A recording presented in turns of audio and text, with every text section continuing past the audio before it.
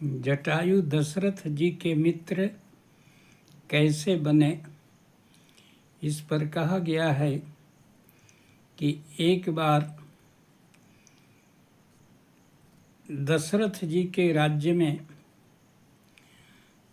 भयानक अकाल पड़ने वाली थी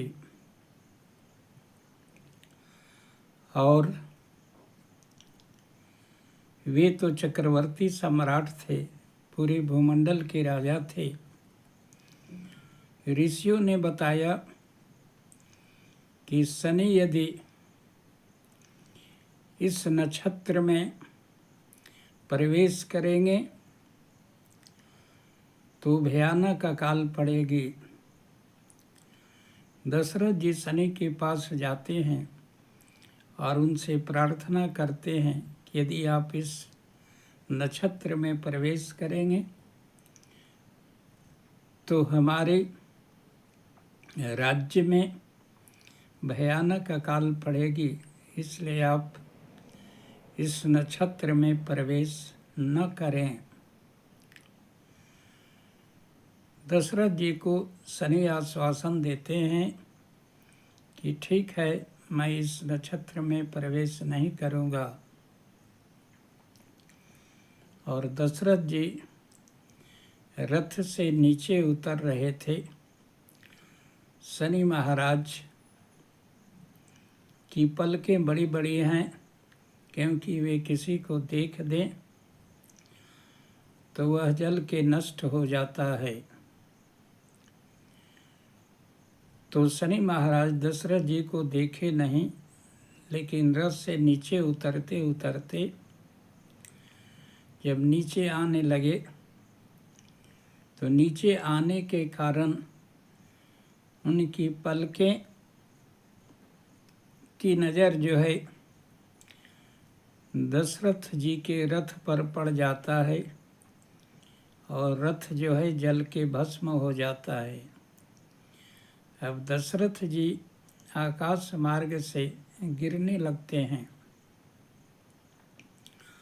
और जटायु जी आकाश मार्ग में उड़ रहे थे। देखे कि तो महाराज दशरथ हैं और बड़े ही धर्मात्मा राजा हैं और आने वाले समय में भगवान का अवतार होने वाला है, इसलिए इनको बचाना जरूरी है। इसलिए जटायु जी दशरथ जी को अपने पीठ पर बैठा करके पृथ्वी पर सुगमता पूर्वक उतार देते हैं। इस प्रकार दशरथ जी बड़े ही प्रसन्न होते हैं और कहते हैं कि अनजान होते हुए भी आपने मेरी जान बचाई है, इसलिए आज से मेरे आप मित्र हुए। हमारा यह राज्य है, इसको आप अपना ही समझें और जहाँ चाहें आप सुखपूर्वक हमारे राज्य में निवास करें। जटायु जी कहते हैं कि गिद्ध का निवास अच्छा नहीं माना गया है, लोग अपशकुन मानते हैं। अगर गिद्ध घर पर बैठ जाए तो महान अपशकुन माना जाता है।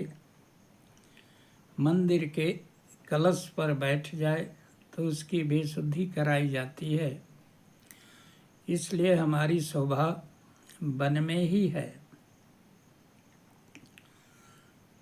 और दंडकारण्य वन में, जहाँ बाद में राम जी निवास किए थे, जिसको पंचवटी भी कहते हैं, वहीं पर जटायु जी चले जाते हैं और रहने लगते हैं। इस प्रकार से